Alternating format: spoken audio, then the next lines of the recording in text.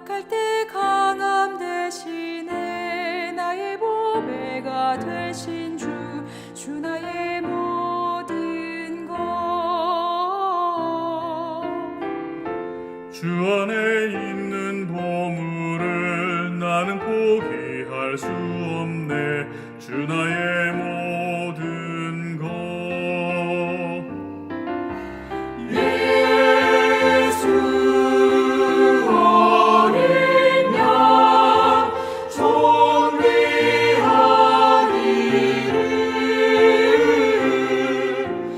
예수 어린 양 존귀하리를.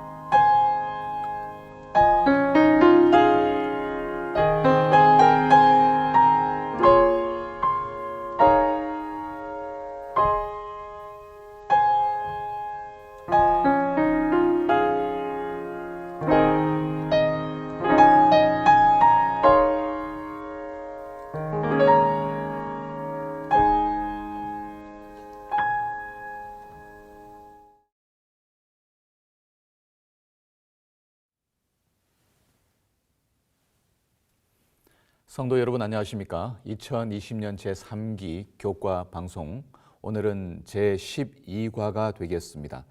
제목은 보시는 것처럼 전할 가치가 있는 기별 이렇게 되어 있습니다. 지난주에도 말씀드렸지만 마크 필립 목사님이 이제 매번 강조하고 싶은 내용이 무엇인가 하면 전도라고 하는 것은 매우 자연스러운 일이기 때문에 전하려고 노력한다거나 사람들을 이렇게 부담을 준다거나 그렇게 하지 않더라도 자연스럽게 할 수 있다는 의미에서 영어 단어 하나를 선택하고 있습니다. 그건 sharing이라고 하는 단어인데요. 역시 이 제목에도 전할 가치를 sharing이라고 이렇게 표현하고 있습니다. 그래서 나눌 가치가 있는 기별 이렇게 되어 있는 거죠. 여러분 나누는 건 편하죠. 저희 어머니 밭에서 이렇게 작물을 농사하시고 난 다음에 혼자 다 못 드시니까 옆에 있는 이웃들과 함께 나누신 일들 하시거든요. 어떤 때는 고추, 가지 이런 거 따가지고 나눠주시기도 하고 이렇게 하십니다. 나누는 것은 가진 사람에게는 매우 자연스러운 것입니다. 물론 욕심을 부릴 수도 있겠지만, 그래서 이건 억지로 하는 일이 아니라는 뜻에서 오늘 제목도 A message worth sharing이라고 하는 단어로 되어 있습니다. 자, 사랑하는 성도 여러분, 이번 기 동안에 여러분들은 얼마만큼 복음에 더욱 분명한 이해를 가지게 되셨습니까? 그리고 우리의 삶이 이 복음 가운데에서 어떤 아름다운 변화를 경험하고 계십니까? 우리는 예수님의 말씀을 전하는 일에 있어서 예수님의 방법, 예수님의 태도, 예수님의 성품과 같은 맥락에서의 선교 방법, 전도 방법들을 취해야 할 것입니다. 자, 오늘 내용은 우리가 너무나 잘 알고 있는 세 천사의 기별, 요한계시록 14장의 내용을 통해서 재림교회가 가지고 있는 이 선교적 책임감, 그리고 우리의 정체성에 대하여 다시 한번 생각해보는 귀한 시간을 갖도록 그렇게 계획되어 있습니다.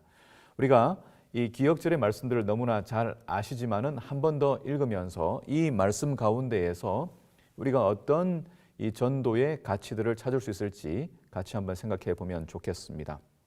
요한계시록 14장 6절로 7절의 말씀인데요. 또 보니 다른 천사가 공중에 날아가는데, 그 다음에 나오는 말씀이 뭡니까? 땅에 거하는 자들 곧 모든 민족과 종족과 방언과 백성에게 전할 영원한 복음을 가졌더라. 대상이 누구죠? 예외가 없다는 것이죠. 그가 큰 음성으로 이르되 하나님을 두려워하며 그에게 영광을 돌리라. 이 내용이 뒤 후반부에 하나님께 영광을 돌리라고 하는 것이 마지막 시대에 주어지는 메시지라고 하는 것이에요. 어떻게 영광을 돌릴 수 있을까? 한번 생각해 보시면서 교과를 진행해 보면 좋겠습니다. 그리고 여기에는 이는 그의 심판하실 시간이 이르렀음이니라고 이야기함으로써 예수님의 재림이 매우 긴박했고 세상의 끝이 가까이 왔다고 이야기하고 있습니다. 물론 요한계시록이 기록된 것은 지금부터 2000년 전입니다. 그 임박성의 시간적 의미는 요한계시록을 기록하던 시대보다 훨씬 가까워진 것이 사실입니다. 마지막 시간이 가까웠다라고 하는 이 이야기 속에서 우리는 이 시대의 상황을 읽으면서 얼마나 이전보다 더 긴박하고 또 중요한 메시지로서 이 세 천사의 기별 가운데 있는 메시지를 전해야 하는지를 우리는 다시 한번 생각해 볼 수 있겠습니다. 하늘과 땅과 바다와 물들의 근원을 만드신 이를 경배하라 하더라. 우리가 특별히 제7일 안식일을 예배일로 우리가 믿으면서 그날 주님을 섬기는 우리의 신앙을 하고 있는 재림교인으로서 우리는 요한계시록 14장 6절 7절로부터 우리의 정체성을 확인하고 있습니다. 우리는 창조하신 하나님을 섬기고 있죠. 우리의 예배의 날마저도 그것을 드러내고 있습니다. 자, 먼저 이 기억절 속에서 이 요한계시록 14장 세 천사의 기별 가운데에서 발견하는 중요한 선교적 가치가 무엇인가 확인해 보면요. 첫 번째는 먼저 복음의 개방성과 포용성입니다. 하나님께서 우리에게 주시는 새 천사를 통해서 주시는 기별은 모든 종족과 민족과 방언과 백성에게 주어진 것이라고 분명하게 밝히고 있죠. 어떤 사람이 어떤 경계와 클래스, 신분의 계급들을 나눈다 할지라도 하나님께서는 어떤 차별도 없이 모든 민족들을 부르고 계신다는 사실이죠. 오늘 본문의 말씀에 이런 내용이 나오고 있습니다. 안식일에 그리스도의 대속적인 죽음은 모두를 위한 것이었다. 즉 시대와 장소에 상관없이 그것은 모든 사람을 위한 것이었다. 그래서 복음은 언어, 문화, 배경과 상관없이 모두에게 전달된다. 이 말씀 때문에, 이 내용 때문에 저와 여러분이 구원을 얻었습니다. 재림 기별이 전해지지 않았던 한국 땅까지 재림 기별이 전해졌고, 우리는 오늘 예수님의 재림을 기다리는 사람으로서 이 시대를 살아가고 있습니다. 무엇 때문에요? 예수님께서 이 땅에 주셨던 구원의 복음이 차별이 없었기 때문이죠. 우리가 성경 가운데에서 수없이 많은 구절 가운데에서 하나님께서 인류를 어떻게 대하시는지에 대하여 분명하게 확인할 수가 있죠. 보시는 것처럼 로마서 3장 33절에 곧 예수 그리스도를 믿음으로 말미암아 모든 믿는 자에게 미치는 하나님의 의는 뭐가 없다고요? 차별이 없다고 이야기했습니다. 교회를 한 10년쯤 다닌다든지 아니면 신학과를 나와서 학위를 딴다든지 그런 게 아니라는 것이죠. 교회의 직책이라든지 상관없이 이름 없는 사람이라 할지라도 주님께서 우리를 구원하셨고 우리 죄를 용서하셨다는 사실을 믿으면 그 믿음 때문에 구원이 오늘 이 순간에 우리에게 주어진다는 사실입니다. 로마서 10장 12절에도 민족적인 차별이 없다고 말씀하셔서 우리가 섬기는 하나님은 모든 인류의 하나님이시다. 그를 부르는 모든 사람에게 그분은 부요하신 분이시다 라고 말씀하시는 것입니다.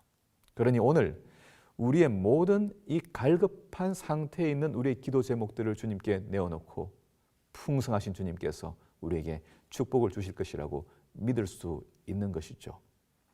어떤 종이든지 자유인이든지 아니면 여자든지 남자든지 차별이 있을 수 없다라고 단호히 이야기하고 있습니다. 우리가 복음을 전하는 일에 있어서 가져야 할 분명한 태도는 무엇이겠습니까? 죄인이 가지고 있는 이 차별적 태도, 다른 사람보다 내가 우월하다는 생각, 내가 더 뛰어나고 높은 자리에 올라가야 하겠다는 생각, 이런 생각들을 내려놓는 것 아니겠습니까? 이것이 선교인으로서 그리스도를 드러내는 사람으로서 가지는 기본적인 자세인 것입니다. 올라가려고 하는 것이 아니라 내려가는 것, 군림하는 것이 아니라 섬기는 자의 모습 되는 것, 이것이 우리 선교의 기본적인 모습이고 또 그것이 신앙의 본질입니다. 누가 참 신앙인인가? 그것은 겸손한 사람 가운데에서 발견할 수 있다는 것입니다. 세천사의 기별 가운데에서 우리는 조금 이따 구조를 보겠지만은 이 영원한 복음을 전해야 한다고 하는 이 메시지의 영원한 복음의 주인공은 누구십니까? 바로 예수 그리스도이십니다. 기독교의 진리는 어떤 도라든지 논리라든지 어떤 교리 자체가 아니죠. 예수 그리스도, 기독교라고 하는 것은 그리스도교입니다. 그리스도가 우리에게 어떤 분이냐? 다시 말해 그리스도라는 이름 가운데 있는 것처럼 그분이 우리 삶의 왕이신가? 그가 우리 삶을 통치하시는가? 참으로 우리 교회를 통치하시는가? 이것이 우리의 신념이고 신앙인 사람들, 그들이 그리스도인들입니다. 그 신앙을 가진 사람들을 가리켜 기독교인이라고 말하는 것이죠. 오늘 교과의 본문 가운데는 복음은 예수님의 삶과 죽음과 부활이 음부의 권세를 이겼다는 놀랍도록 기쁜 소식이다. 복음은 전적으로 예수님에 관한 것이다. 그래서 복음은 관계적인 것이고 인격적인 것이죠. 이것을 이해하게 될 때 우리의 신앙이라고 하는 것은 우리의 행위 가운데에서 그저 단적으로 예를 들어 여러분들이 슈퍼마켓에 가서 물건을 사시면 마일리지가 쌓이고 포인트가 쌓이는 것처럼 우리가 선한 행동을 하면 어떤 공덕이 쌓이는 그런 형태의 신앙이 아니라는 것이에요.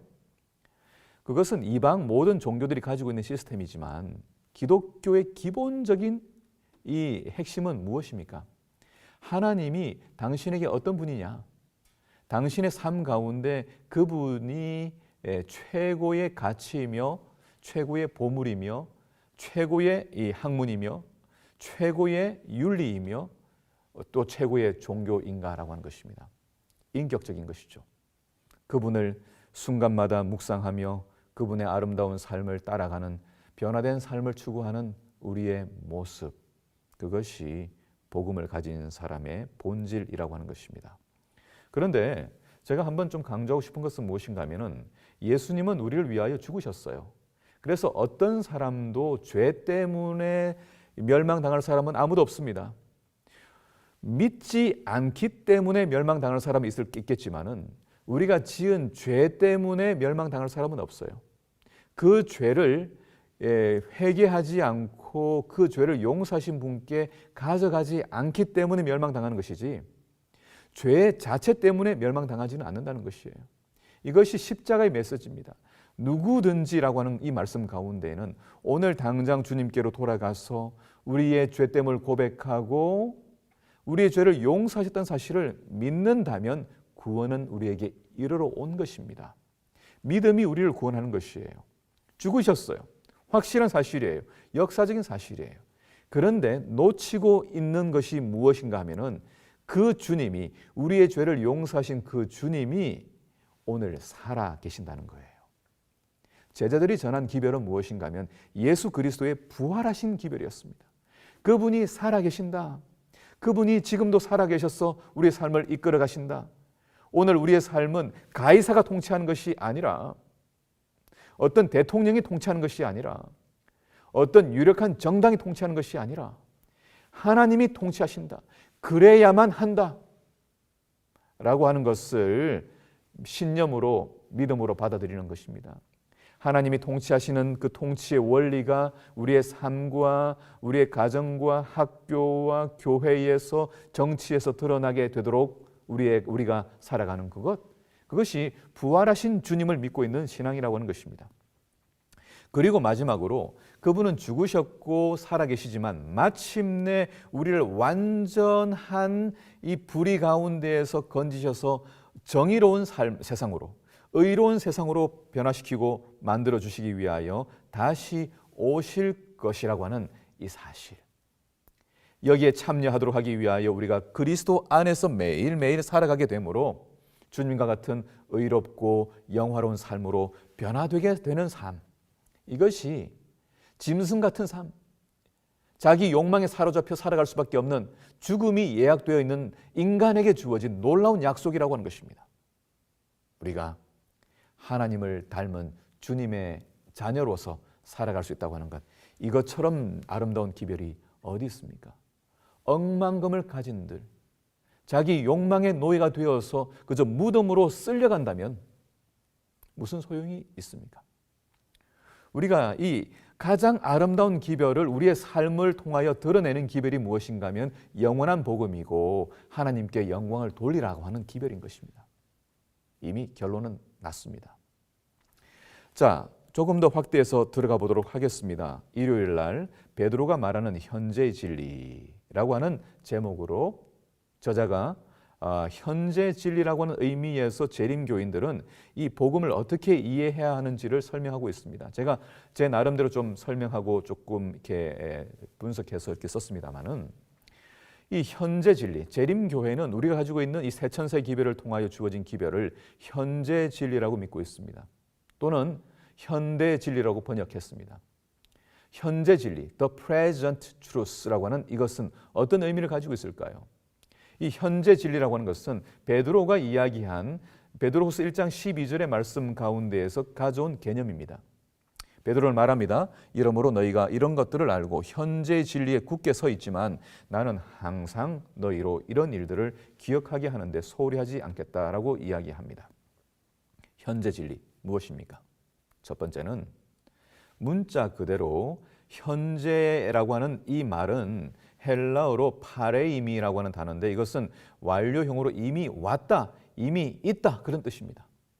이 진리는 이미 우리에게 와 있는 것이라고 하는 것입니다. 우리에게 주어진 진리라고 하는 것이에요. 완제품으로 주어진 것처럼 우리에게 작동될 수 있는, 작용될 수 있는 씨앗으로 우리에게 주어졌다는 것입니다. 그런데 현재 진리는 무슨 의미인가? 1세기에 복음이 전해질 때에는 1세기 사람들에게 유용한 언어로 유용한 가치로 들려졌고 3세기에 카타콤에서 핍박을 받던 그리스도인들에게는 3세기의 소망으로서 그 진리가 전달되었고 각 시대마다 예루살렘이 멸망하게 되던 그 시대에는 그때의 기별로서 그리고 중세에는 중세의 기별로서 종교개혁 시대에는 종교개혁 시대의 이해로서 재림교회가 탄생되던 때는 재림교회가 탄생될 때에 발견한 여러 현대 진리, 현재 진리들을 통하여 그 시대마다 말씀하셨다. 그런 의미가 현재 진리의 의미가 있습니다. 그렇다면 우리가 살고 있는 21세기의 현재 진리는 새로운 의미로서 오늘날 한국 사회에 신선하게 전달되어야 할 필요가 있다는 것이에요. 사실 재림교회가 굉장한 성장을 이루던 30-40년 전의 메시지는 그 시대의 한국 상황에 매우 중대한 종말적 메시지로서 역할들을 해왔습니다. 그러나 21세기가 들어왔습니다. 오늘 우리가 겪고 있는 문제는 30-40년 전에 겪고 있던 문제와 다릅니다. 바로 우리는 마스크를 쓰고 살아야 하는 그런 이상한 시대에 들어와 있습니다. 경제가 흔들리고 있는 시대에 들어와 있습니다. 세계 국제 관계가 어떻게 될지 예견할 수 없는 불안한 시대에 들어와 있습니다. 환경이 파괴되고 있는 시대에 왔습니다. 이 시대에 안식일 기별과 재림 기별은 우리에게 어떤 소망과 우리에게 희망을 주는 기별인가라고 하는 것입니다. 이것이 현재 진리라고 하는 것이에요. 요한계시록에 나타나 있는 새천사의 기별은 과거에 전했던 방식으로만 전해져서는 안 된다는 것입니다. 새로운 방식으로 전해져야 한다. 그래서 이 현재 진리가 담고 있는 의미는 무엇인가 하면은 우리가 갖고 있던 진리가 30년 전에 이해했던 것보다 오늘 더욱더 밝게 이해될 수 있다는 점에서도 현재 진리예요. 여러분 아시는 것처럼 재림교회는 초기부터 하늘에서 뚝 떨어져 있는 교리 세트를 가지고 있던 교회가 아니었습니다. 우리는 원래 교리라고 하는 것을 갖고 있지도 않았어요. 우리는 신조를 만들지 않았습니다. 아시는 것처럼 신조, 교회마다 어떤 사람이 진짜 그리스도인지를 키를 재는 신조, 잣대를 가지고 있었습니다. 거기에 신앙 고백을 하는 사람들은 그리스도인이라고 이야기하고 거기에 맞지 않는 사람은 이단으로 처치하고 불리한 이 처치를 했습니다. 거기에서 수많은 이 재림 신자들이 각 교단으로부터 출교를 당하고 새로운 교단을 형성하기까지 상당한 고초를 당했습니다. 그래서 재림교회는 아시는 것처럼 신조를 만들지 않았습니다. 우리가 사도신경을 우리의 신앙의 신조로 받아들이지 않고 있는 이유는 성경 외에는 다른 신조가 없다고 하는 분명한 재림교회의 신념이 여기에 담겨 있는 것입니다. 우리는 어떤 교리와 신조로서 사람의 신앙을 잣대로서 키를 재는 일을 하지 않습니다. 오직 하나님께서만 판단하실 수 있고 그 판단의 기준은 성경이라고 하는 것입니다. 그러나 그 이해마저도 50년 전의 이해와 달리 오늘의 이해가 더 밝아질 수 있다고 하는 것이에요. 재림교회는 아시는 것처럼 초기에는 삼위일체 교리를 가지고 있지 않았습니다. 우리는 성령을 하나님으로 이해하고 있지 못했습니다. 그러나 이후에 우리는 성령 하나님께서 여전히 삼위일체 하나님 가운데 세 분이 동등하게 역사하시는 동일한 위격과 포지션을 갖고 있는 것을 우리는 보게 되었습니다.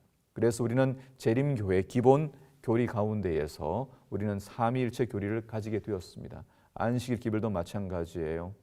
그리고 수년 전에 그리스도 안에서 자라남이라고 하는 새로운 교리가 들어갔습니다. 왜 그런지 아십니까? 우리가 많은 교리를 가지고 있었지만 여전히 선교 현장에서는 그 복음이 잘 전달되지 않는 문제가 생기는 걸 발견했어요. 왜요?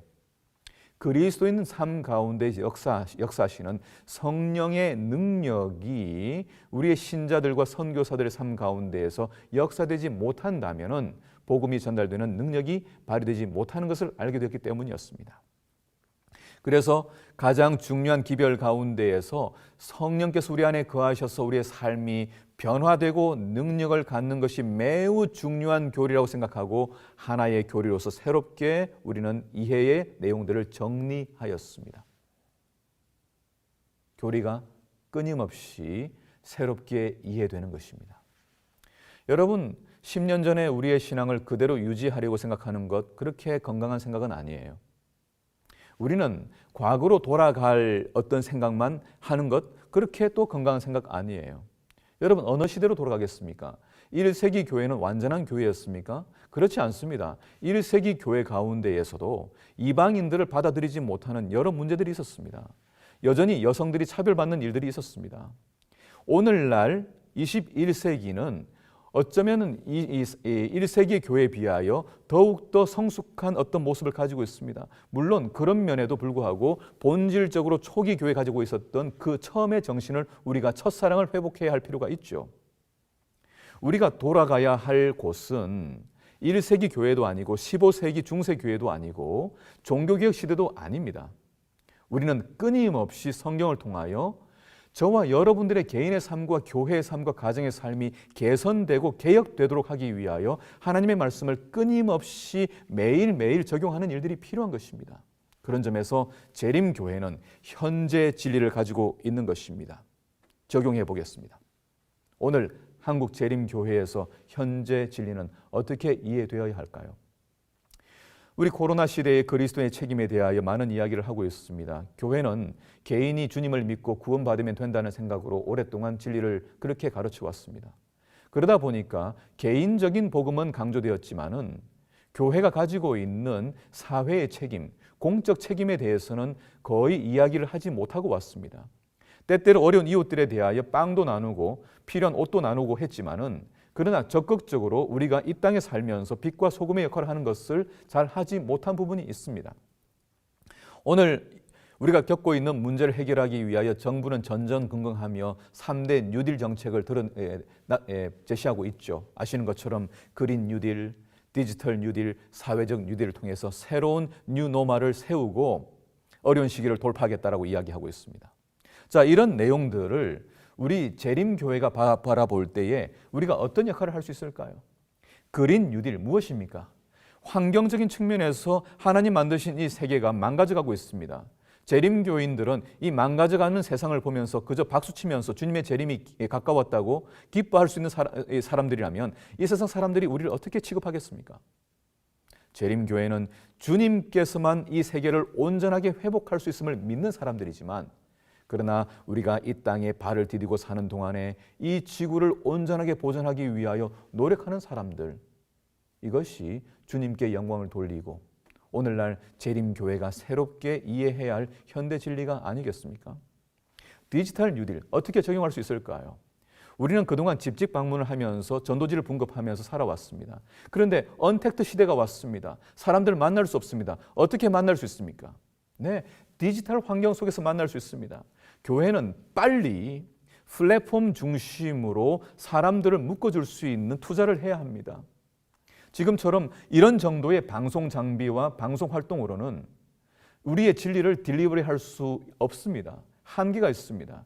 더 직관적이고 더 직접적으로 사람들이 만나도록 해야 합니다. 여러분 아시는 것처럼 오늘날 마켓 시장들이 다 플랫폼으로 만들어지고 있잖아요. 배달의 민족이 있고요. 그리고 당근 마켓에서 사람들이 지역에서 자기 물건들을 나누고 있습니다. 여러분 이런 일들이 우리 교회에서는 어떻게 적용될 수 있을까요? 오늘날 많은 사람들이 도움을 필요로 하는 사람들이 있습니다. 제가 어떤 중고 물품을 하나 사기 위하여 며칠 전에 구리시에 있는 어떤 사람을 만나러 갔습니다. 그런데 이분이 저에게 부탁을 하는 겁니다. 제가 이 심부름 값을 드릴 테니까 죄송하지만 저에게 담배 한 보를 좀 사줄 수 있습니까? 이렇게 물어봐요. 이분이 인대가 끊어져 가지고 이제 며칠 동안 수일 동안 지금 4층 건물에 살고 있는데 움직이지 못하는 것입니다. 그런데 담배가 너무 피고 싶었나 봐요. 그래서 제가 담배 심부름을 해줬습니다. 그리고 제가 369에 일하는 교수라고 이야기하고 그 다음에 제가 친절을 베풀었습니다. 여러분 조금 이상한 이야기죠. 목사가 담배를 심부름했어요? 여러분 제가 오늘 발견한 내용은 무엇인가 하면은 사람들이 돈을 주고서라도 당근 마켓에다가 제가 가지고 필요한 것을 좀 도와주신다면 심부름 값을 쳐드릴게요 라고 요청하는 사람들이 많다는 것이에요. 저는 그 사람을 접촉했고 연락처를 가지게 되었습니다. 이 사람과 필요하다면 다른 어떤 필요를 위하여 만날 수 있게 되었습니다. 자, 교회가 사람들을 어떻게 만날 수 있습니까? 디지털을 통해서 플랫폼을 구성한다면 그것을 통해서 사람들을 만날 수 있는 여러 기회들이 있습니다.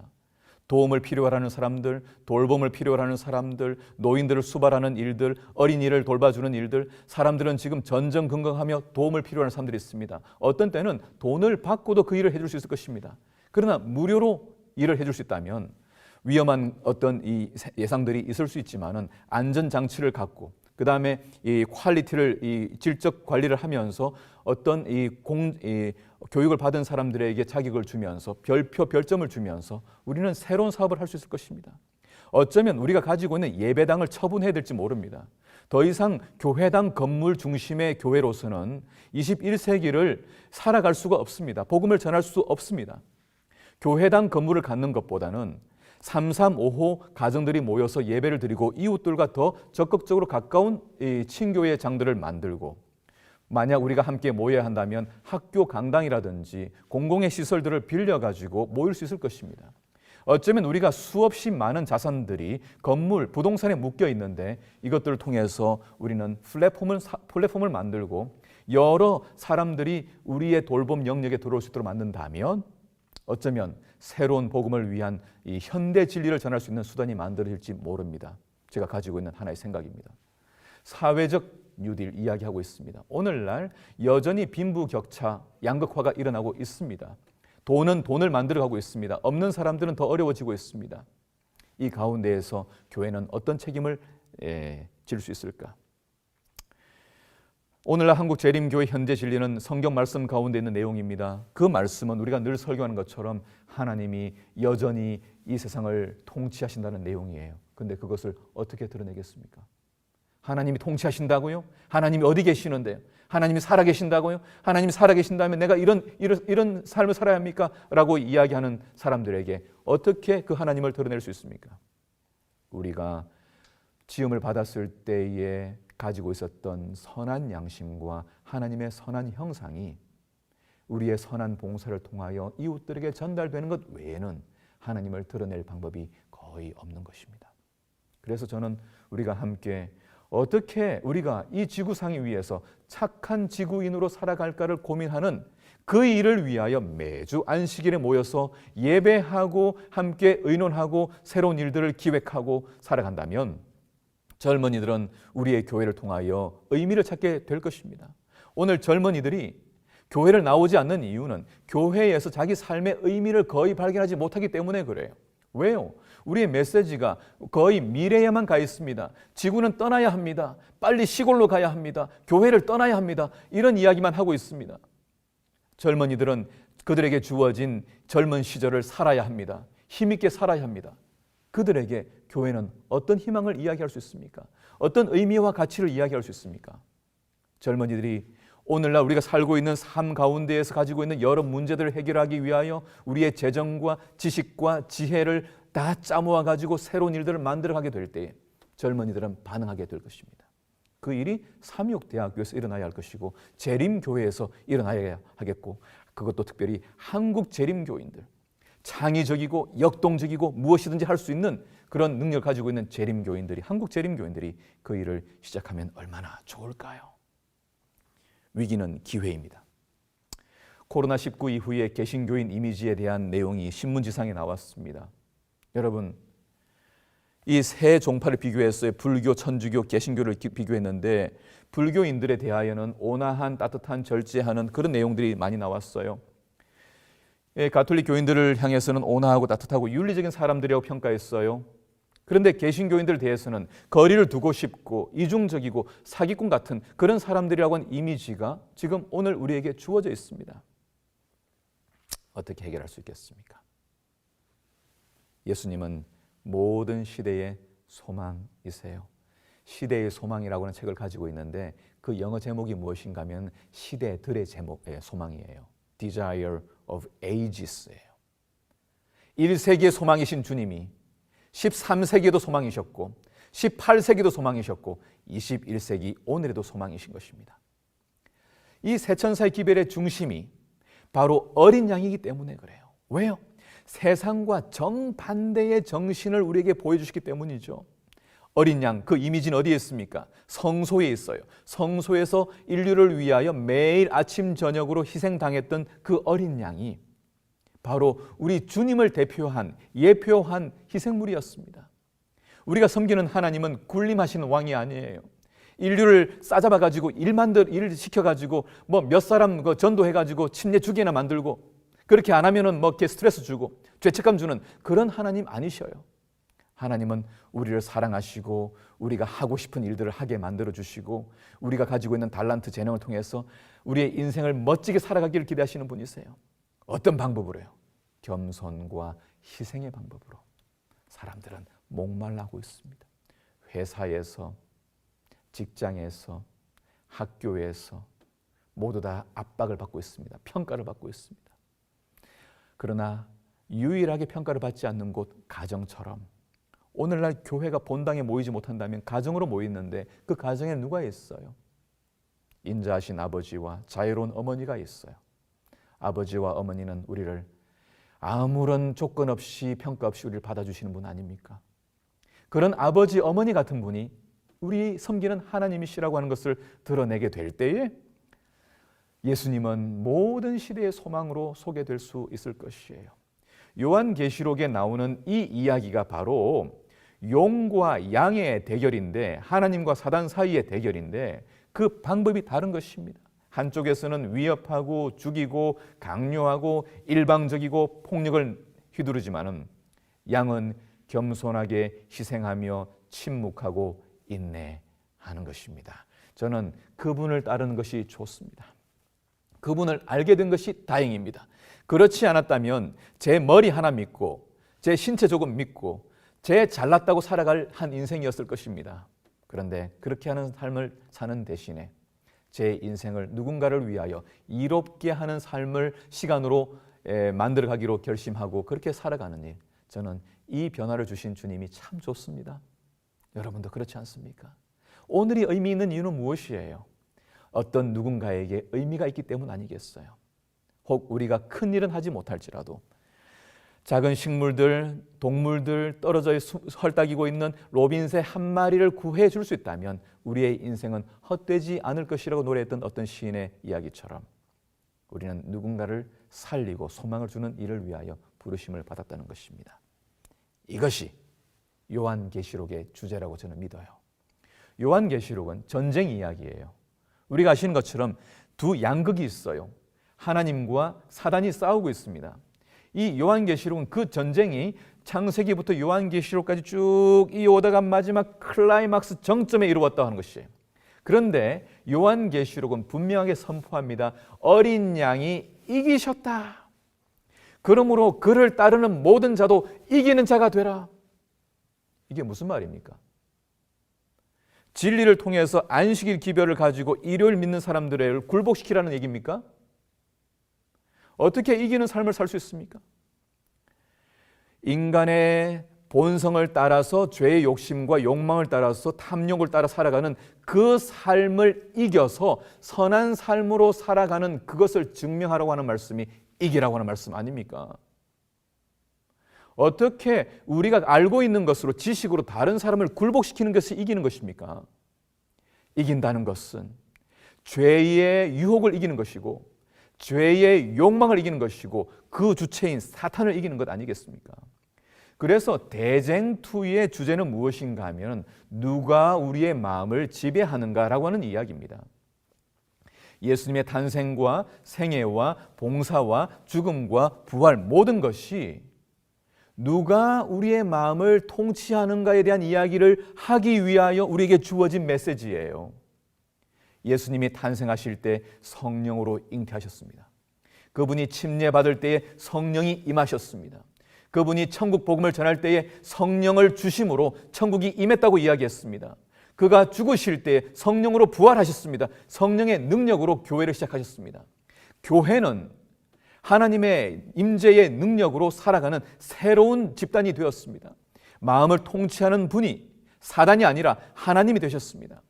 인간이 본성으로 태어난 죄된 욕망을 이길 수 있음을 보여주신 분이 예수 그리스도예요. 그분이 우리의 승리자세요. 그분을 붙들고 그분을 따라가는 한 우리는 욕망을 이길 수 있는 사람이 되는 것입니다. 그런데 왜 패배하는 것입니까? 교회는 나옵니다. 예배는 드립니다. 찬양을 합니다. 헌금을 드립니다. 설교를 합니다. 교회의 지도자가 됩니다. 그런데도 왜 실패합니까? 우리의 마음에 성령께서 거하시는 일을 놓쳐버렸기 때문 아니겠습니까? 예수님 말씀하셨어요. 대쟁투의 이야기는 복잡한 이야기가 아니라는 것이에요. 싸우는 이야기예요. 누가복음 11장 21절 22절에 강한 자가 무장을 하고 자기 집을 지킬 때에는 그 소유가 안전하지만 더 강한 자가 와서 저를 이길 때에는, 아까 어린 양이 이겼다고 말할 때 헬라어가 니카오인데 여기 똑같은 단어가 쓰여졌어요. 이길 때에는 저의 믿던 무장을 빼앗고 저의 재물을 나누느냐. 그러니까 더 강한 자가 빼앗는 것이에요. 자, 계속해서 어떤 이야기를 하고 있습니까? 와 보니 그 집이 소재되고 마음을 비워버렸는데 술이 되었지만은 이제 가서 저보다 더 악한 귀신 7을 데리고 차지해버리자. 그래서 더 나빠져 버리더라. 우리가 한번 영생을 맛보고 구원을 맛봅니다. 복음을 맛보았습니다. 그러나 성령의 충만함을 갖지 못하게 될 때 우리는 처참하게 무너지게 되는 것입니다. 오늘 마지막 기별은 무엇인가? 사단은 우는 사자처럼 우리에게 각종 달콤한 것들로 우리를 유혹하고 있습니다. 죄된 용망을 통해서 우리가 유혹을 당하고 있습니다. 넘어갑니다. 하나님께서는 우리의 마음을 지킬 수 있는 유일한 분이시며 능히 사단의 능력을 이길 수 있는 성령의 능력을, 성령의 임재를 우리에게 주셨고 그것을 회심이라고 말씀하셨어요. 성령으로 거듭나는 것이라고 말했어요. 사랑하는 성도 여러분, 참된 그리스도인은 단순히 안식일 날 교회 나오는 사람 아니에요. 안식일을 통하여 하나님의 영의 음성을 따라가는 사람이 아니라면 하나님을 아버지라고 부를 수가 없어요. 로마서 8장 9절에 그렇게 말씀하고 있어요. 누구든지 그리스도의 영이 없으면 그리스도의 사람이 아니라고 말하고 있어요. 사랑하는 성도 여러분, 다시 무엇보다도 가장 절박하고 아침마다 저녁마다 하루를 시작하며 마무리하며 우리가 기도해야 할 내용은 주님, 제 마음에 들어오셔서 제 마음을 지배해 주십시오 라고 하는 기도가 되어야 할 것입니다. 각 시대 내용투에 있는 말씀, 제가 많은 코테이션을 제가 준비했다가 시간상 줄였습니다만은, 그러나 대쟁투에 대한 이야기를 와이프님께서 너무나 명백하게 말씀하셨어요. 어디에서 일어나는 것이다? 인간의 마음 가운데에서. 사람의 심령에 있는 새로운 원칙이 지금껏 평화롭던 곳에 투쟁을 일으킨다. 사람은 그리스도께서 주시는 능력으로 찬탈자요 폭군인 사단을 거절할 수 있게 된다. 누구든지 죄를 사랑하는 대신에 미워하고 마음을 지배하고 있는 정욕을 정복한 증거를 나타내면 전적으로 하늘에서 온 원칙이 역사하고 있는 것이다. 사랑하는 여러분, 주님이 우리 안에 역사하고 있는 원칙을 드러내는 것 무엇입니까? 성령께서 거하시는 것이고 그 결과 선하신 하나님께서 우리에게 양심을 통하여 주님처럼 희생하며 사랑하며 섬기며 살아가려고 말씀하시는 그 기회마다 순종하게 되는 것입니다. 화열소지, 짧게 요약하면 요한계시록 나오는 기별은 역순으로 맨 마지막 14장의 맨 마지막 부분은 두 종류의 심판이 있을 것이다. 그런데 이 심판을 통과하기 위하여, 이 심판 속에서 구원받기 위해서는 영원한 복음을 받아들여야 한다. 바벨론을 떠나야 한다. 하나님을 섬겨야 한다라고 하는 세천사 기별이 주어지고 있어요. 그런데 어디로 귀결되고 있습니까? 바로 어린 양이 어디로 인도하든지 따라가는 자며라고 이야기하고 있습니다. 주님을 따라가는 것 아니라면, 주님의 태도를 따라가는 것 아니라면 우리가 어떤 진리를 가지고 있다 할지라도 그것은 주님과 상관없는 것입니다. 오늘 그분이 오늘 참으로 주님의 백성들을 불러 주님의 사업을 하고 계시기를 원하시는데, 계시록에서는 하나님께서 그들의 종들의 이마에 인을 치신다 그렇게 말씀하고 있습니다. 계시록 7장 9장 4절에 이야기하고 있어요. 여러분 다 아시죠? 인을 가지고 있어야 한다. 인을 맞아야 한다. 그 인이 무엇일까요? 에베소서 1장 13절, 4장 30절, 고린도서 1장 22절에 그 인은 성령으로 우리 마음에 인치시는 것이라고 이야기했습니다. 하나님의 참된 백성, 인을 가지고 있는 그 인은 우리 마음에 찍힌 성령의 임재라고 하는 것입니다. 말씀드린 것의 반복입니다. 분명한 것입니다. 안식일도 인이라고 가르치고 왔습니다. 그리고 성령도 인입니다. 왜 그럴까요? 그 인을 가지고 있는 자가 마치 호적 등본의 아버지 밑에 자녀인 것을 증명하는 것처럼 성령께서도 하나님이 우리 아버지이신 것을 드러내시고 안식일을 통해서 창조주 하나님을 섬기는 그 행위를 통해서도 하나님이 우리 아버지심을 드러낸다고 하는 점에서 둘 다 인이라고 하는 것입니다. 계시록에 나오는 종말의 기별은 성령 침례를 통해서 이미 하나님의 통치가 우리 안에서 시작되었다라고 하는 것을 선포하는 것이며, 두 번째 재림교회는 이미 사단은 패배하였음을 우리의 매일의 삶 가운데 죄와 싸워 이기는 삶을 통해서 드러내는 것이며, 세 번째, 마침내 모든 불의, 세상에 있는 모든 불의를 주님이 제거하시는, 불로 제거하시는 우주의 왕으로서 재림하실 것을 드러내는 것을, 우리의 선한 삶을 통해서 이 불의한 세상의 모든 변화들을 바꾸어 나가는 일들을 통해서 그 일들을 이야기하는 것 아니겠습니까? 재림교회는 복음을 가지고 있는 파수자들이며 세상이 어디로 가고 있는지를 보고 있는 사람들입니다. 그 전쟁이 어떻게 이기게 되는지를 알고 있는 사람들이죠. 오직 성령께서 우리 마음에 거하심으로 그분의 능력으로 이길 수 있다는 사실입니다. 우리는 빛의 전달자들이에요.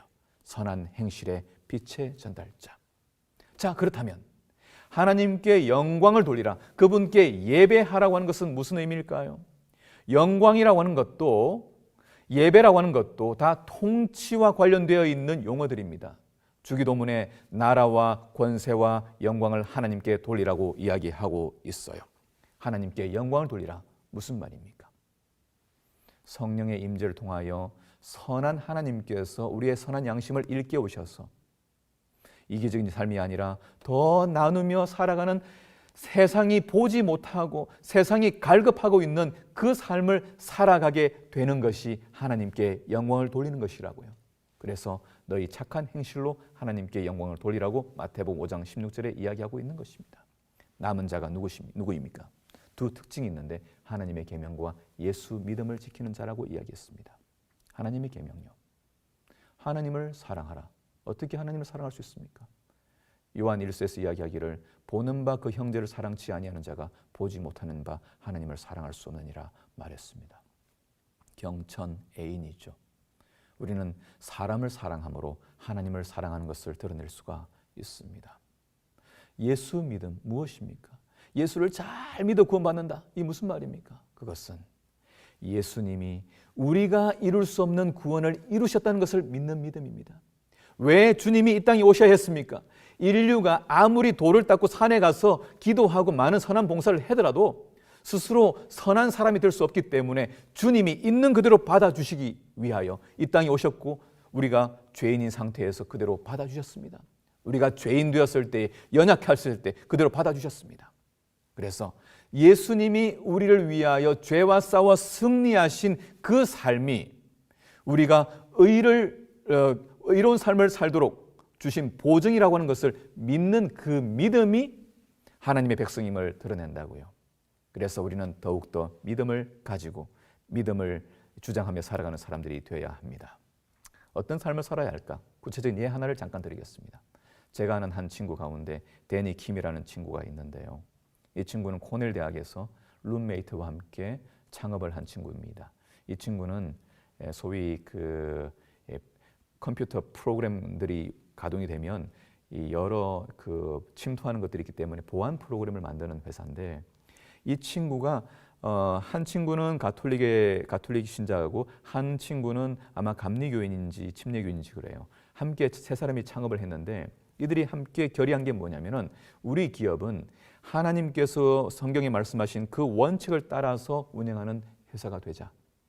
그래서 이 친구들이 회사를 만들었는데, 하여튼 결과적으로 미국 내에서 매우 유명한, 가장 유명한, 어쩌면 정말 중요한 이 회사들의 보안 프로그램을 만드는 사람들이 되었습니다. 월마트, 보잉 회사, 그 다음에 백악관까지 만들어내고 CIA까지 그 보안 프로그램 만들어내고 있으면 대단한 거 아니겠습니까?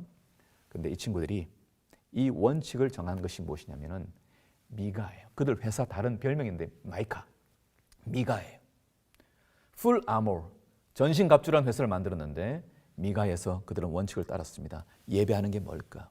그것은 우리가 희생하고 이렇게 살아가는 게 아니다.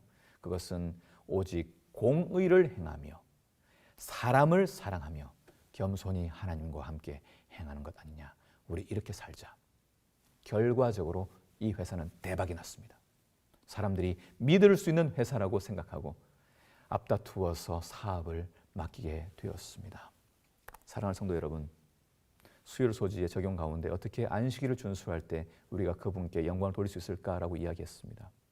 우리는 안식일에 일을 함으로써 주님께 영광을 돌릴 수 있다고 믿습니다. 참된 예배는 단순히 쉬는 것이 아니라 어려운 이웃들을 위하여 봉사하고 어떤 도움의 손길을 주는 것이 참된 예배라고 이야기하고 있습니다. 오늘날 쉬지 못하는 많은 사람들이 있어요. 그들을 대신 쉬게 하기 위하여 우리가 일해 주는 것이라면 그것이 참된 안식일의 정신일 거예요. 아무것도 하지 않는 것, 예수님의 정신이라고 말할 수가 없습니다. 소비하지 못하는 사람들을 위하여 우리가 재정을 내어놓습니다. 헌금을 합니다. 그 헌금으로 소비함으로 가족들을 위하여 먹을 걸 사주는 일들을 하도록 도와주는 일을 위하여 헌금을 하는 것이지, 그 헌금이 땡그랑하고 들어갈 때 우리의 이름이 하늘에 들어가는 것, 그런 거 아닙니다. 예수님께서도 안식일에 일하셨어요. 그가 귀신 들린 여자를 고쳐주어서 안수하실 때 여자가 곧 펴고 하나님께 영광을 돌렸다고 기록하고 있습니다. 하나님께 영광 돌리는 많은 일들이 어떻게 일어날까? 우리가 고민해 보시면 좋겠는데, 제가 다음 주 마지막 말씀드리면서 한 이야기를 드릴 예정에 있습니다. 하나님의 마지막 호소, 넷째 천사의 기별, 계시록 18장에 내 백성아 거기 있지 말고 나와, 하나님께서 부르시는 그 부름에 이 울타리에 들어오라고 초청하고 있습니다. 그건 뭘까? 미가로 이야기한다면 선한 것이 무엇임을 보였나니 공의를 구하며 사람을 사랑하며 하나님과 함께 성령과 함께 동행하는 것 아니냐고 말씀하시는 것입니다. 마지막 호소, 바벨론은 하나님이 통치가 아닌 인간이 통치가 된 세계, 가정, 학교, 직장, 모든 것은 다 바벨론이 될 수가 있습니다. 그래서 요한계시록에 나오는 순교란 여인은 계시록 17장에 어쩌면 음녀와 똑같은 여자인데 타락해버린 것이, 한때 순결했지만 타락한 여자가 될 수 있다고 랑코 스테파노비치라고 하는 이 앤드루스 대학 교수는 그렇게 해석을 했습니다. 동일한 여자다. 그래서 계시록 17장에 있는 음녀를 발견한 요한이 놀랍고 크게 놀랐다. 왜 그랬을까? 똑같이 두 존재가 광야에서 발견되었고 마지막 사단이 대항하는 존재는 여자가 아니라 여자의 남은 자손이다. 금요일 소지에 있는 말씀을 읽겠습니다. 타락한 교회 안에도 경건한 백성들이 많이 있다. 하나님은 그들을 부르고 있다는 것입니다. 사랑하는 성도 여러분, 우리의 삶의 영역은 단순히 교회가 아니죠. 우리의 마을을 넘어서, 나라의 경계를 넘어서 수없이 많은 사람들이 하나님의 영광을 보기를 원하고 있습니다. 우리가 넘어서 사랑의 손길을 펼친다면, 사랑의 행동을 한다면 주님께서 우리를 통하여 영광을 받으실 것입니다. 새 천사 누구입니까? 우리 자신들입니다. 행동하는 사람들입니다. 행동하게 될 때 주님이 영광을 받으십니다.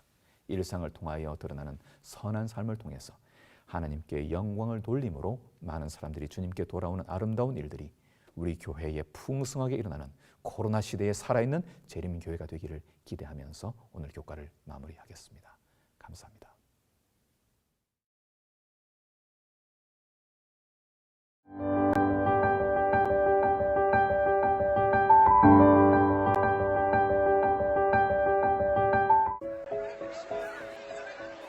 사이프러스의 수도 니코시아의 분주한 거리 한 구석. 이곳이 율리안의 일터입니다. 하루의 수입은 대부분 담배와 술을 사는 데 허비합니다.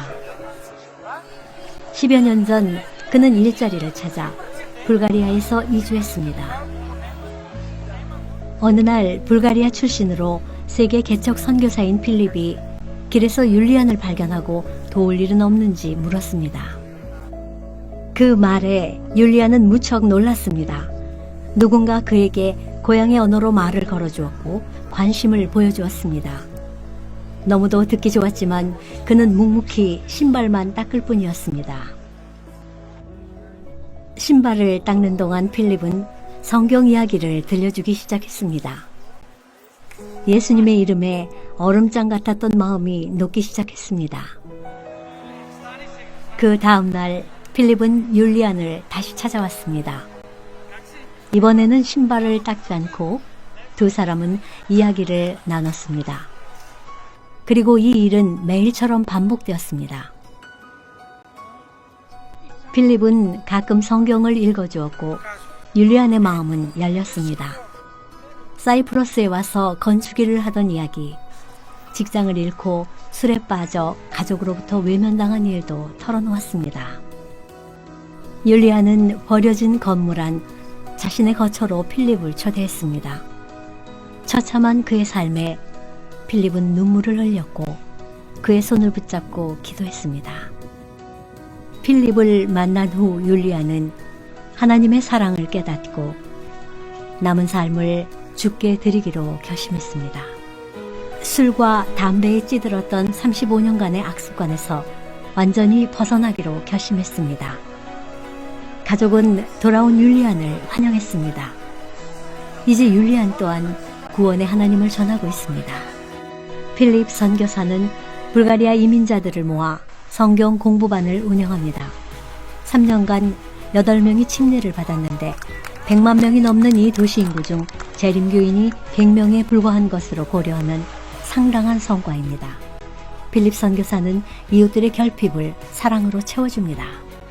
성도 여러분, 도시의 어두운 곳을 찾아 소망을 전하는 우리의 선교사들을 위해 함께 기도해 주십시오.